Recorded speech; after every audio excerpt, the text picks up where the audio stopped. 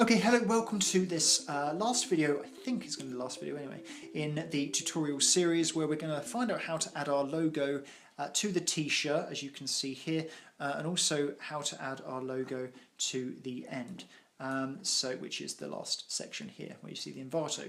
So, you'll be glad to know this is pretty easy. What we're going to do is come to the beginning. Let's come to walk loop. So you can see that the logo is present in all of these different compositions. You might feel that that's a bit overwhelming. Well, don't be, because you only need to change it once. Let's go to walk loop to keep things simple. Let's go to 100% there, or 66% rather. Let's come forward and we can see our logo. Okay, cool. So how do we change that? Well, we've got a green layer here, which is the logo placeholder. You'll see this in all compositions, or the vast majority anyway. All we've got to do is double click. We'll come to, again, the green layer. This is our logo, okay, which has some effects applied to it. It also has cloth texture.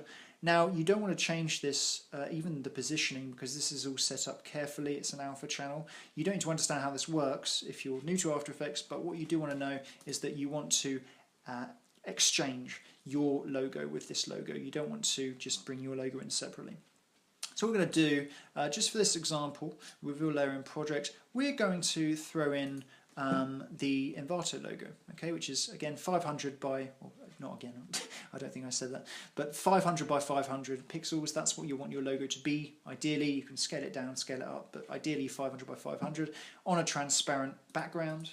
What we're going to do is hold down Alt. We've used this process several times throughout the tutorials. It might be the first time for you, but if we hold down Alt and bring it down on our pre-selected existing layer, it's actually going to retain the properties of the pre-existing layer. So you can see that it's a little hazy there, it's a little faded, but if we come to our walk loop, you can see that the logo is there. Now there's a couple of effects that this logo goes through just to make sure that it's deformed in a realistic way, or semi-realistic way, onto the shirt. We don't just want it looking like a basic, let's see the original here.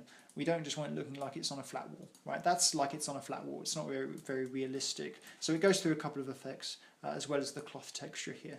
Okay, so that's how you that's how you add your logo. If we come through here, you can see the logo is on every composition. Finally, we've got the final logo here. This again, exact same principle. You've got your alt drag logo here, it's green. Just for the purposes of this example, reveal layer source in project. I'm going to use the exact same logo because I haven't got an additional one. I'm going to hold down Alt with the layer pre-selected down here, let go, and it's going to retain the properties and the keyframes of the animation for this logo. That is how to do it in a nutshell, and that concludes this tutorial series. Thanks.